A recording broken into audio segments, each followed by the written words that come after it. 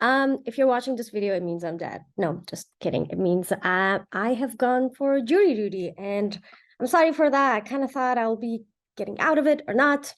Just a whole thing. Thanks for being here. My name is Rayhane Maktufi. I go by Ray, and I am a Science Communication and Outreach Fellow at HHMI Tanglebank Studios. I make science documentaries. I produce a lot of outreach content around the documentaries we make. I'm also a science communication researcher, and I focus on science communication, getting the audience to be curious about science, and building trust with different audiences. You might be hearing weird sounds on the background. That's because my dog is chewing on her rubber toy. So that is going to be fun. I just want to get us started with this weird story, right? That it's not going to make sense, but I'm kind of hoping that you would just stay with me. So I'm from Iran. I grew up in Iran.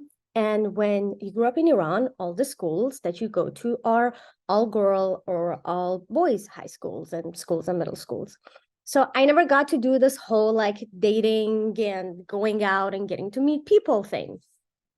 So when I got to the university, and I saw all the boys, I was very excited, and I thought this is a great time for me to finally start dating.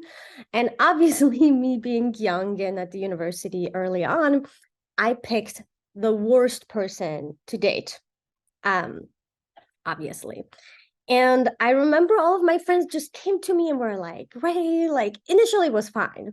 And then they started seeing signs and they were like, Ray, are you sure you want to, date this person? Here's all the facts and data about how this is a horrible person to be dating.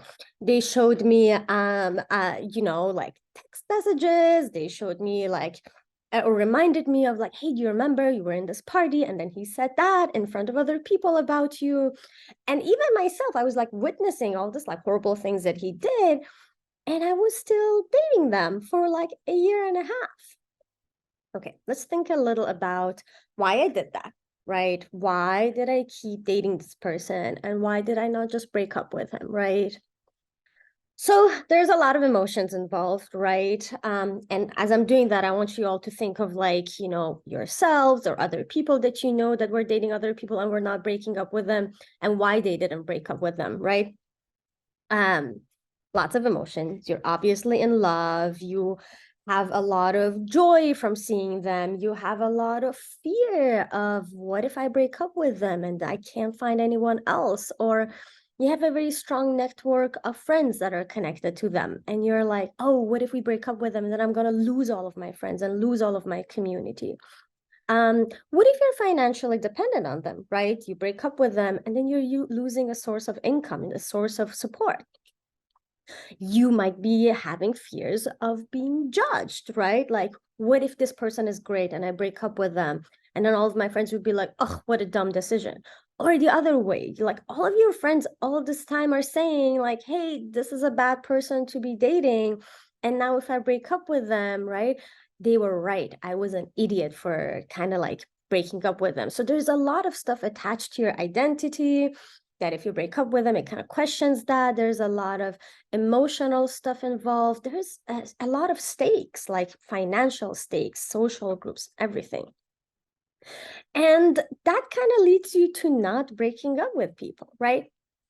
So what you do in this situation is that you start coming up with excuses. You start saying, well, you don't know them that well. You don't know like what they are really, or oh, they're actually going to change, or oh, they're actually very nice when it gets to this and this and this, right? Or just you come up with so many excuses, or like if they show you this evidence, you're like, oh, this is fake news. This is not real.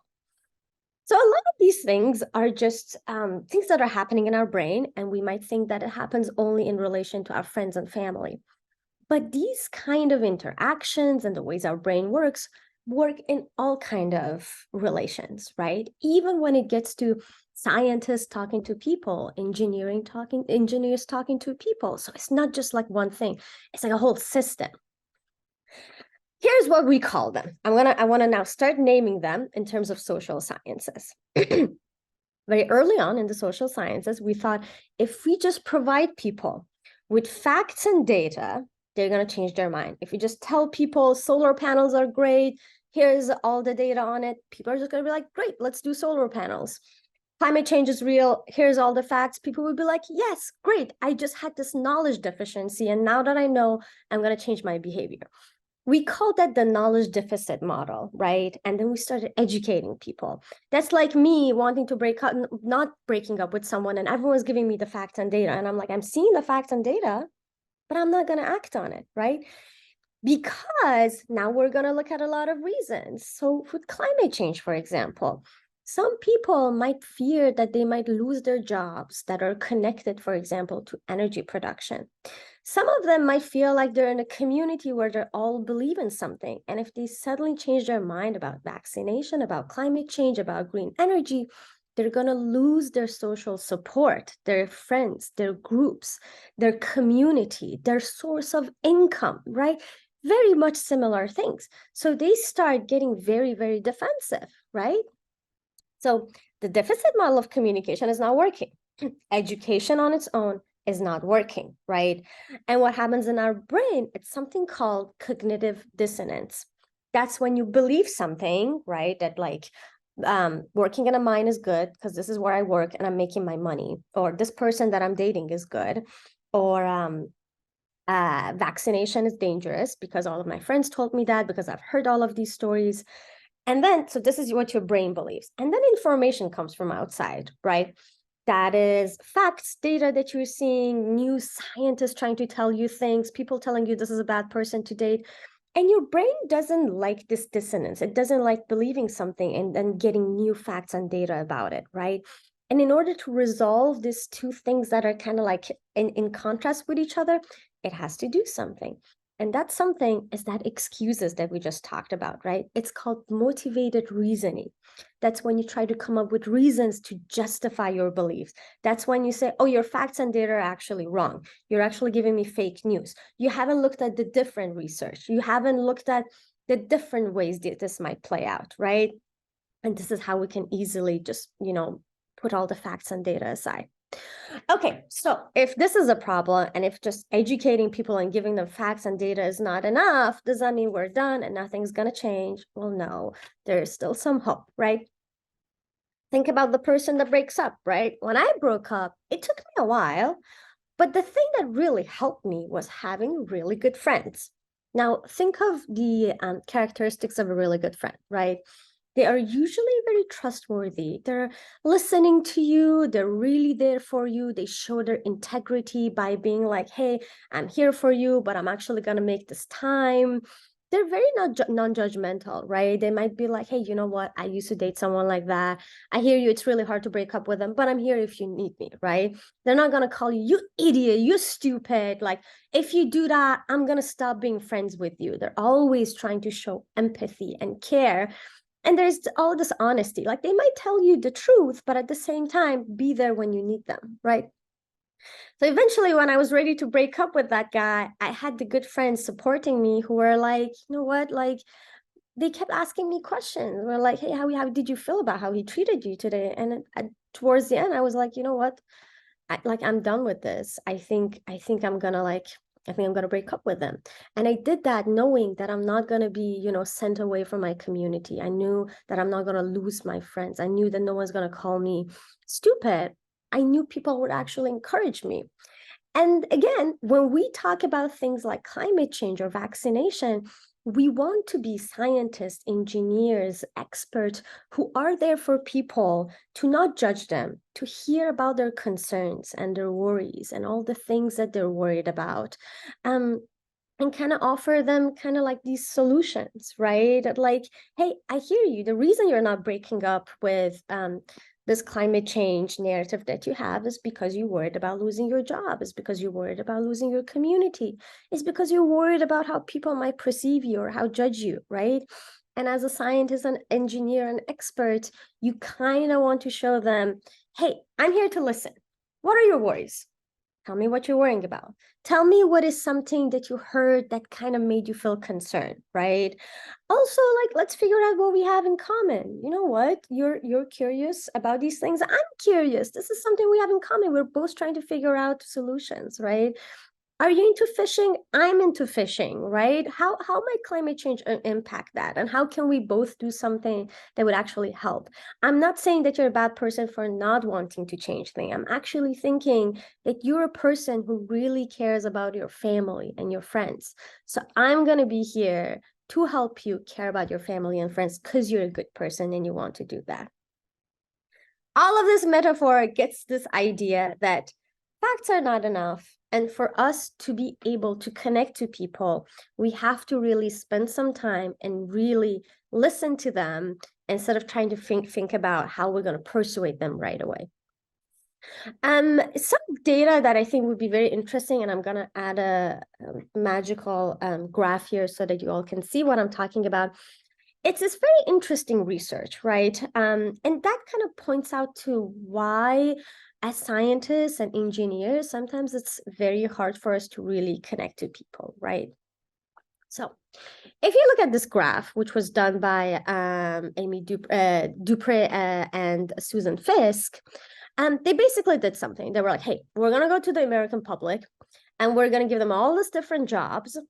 And like, we're going to just like write all these different jobs. And we're going to tell them, hey, what do you think about this job? How do you think people perceive this job to be? And then they gave them these two options. One option was that how warm do you think the person who has this job is? That means how friendly they are, how kind they are, how nice they are, quirky, all of those like bubbly, nice things that you think about. And how competent do you think they are? So how organized are they? How able are they to fix something and make something work, right? And based on those two, we're going to see how people stereotype these jobs. So remember, these are perceptions that people have about people that have these jobs. They might not be real, right? So if you look at the graph, very high up, you have people that are perceived as really, really warm, right? So like you might have teacher and nurses and like kind of you see that kindness in it, right? You have people like doctors, right? You feel like a doctor can save my life. So they're very competent, but they're also very warm because they are doing this because they're good people. But if you go all the way down, all the way down, and all the way to the depth of competence, you see people that can get things done, like CEOs and lawyers, but they're showing no warmth. And that's a very dangerous perception because then you feel like, oh, these are the evil masterminds. These are the crazy scientists in movies that can destroy the world and they have no morality, right? And we do not want to be there because that's a dangerous place to be. And somewhere in the middle, right? So very high in competence, but kind of in the middle on warmth, that's where you see scientists and engineers and researchers, right? This is where a lot of our perception falls because people see us as like, hey, yeah, they're like very competent and very smart, but can I really trust them? And some of that comes because when we were all in school getting educated, we learned how to be smart and competent and solve problems, but we did not get that much information on how to show that perception of the good friend, right?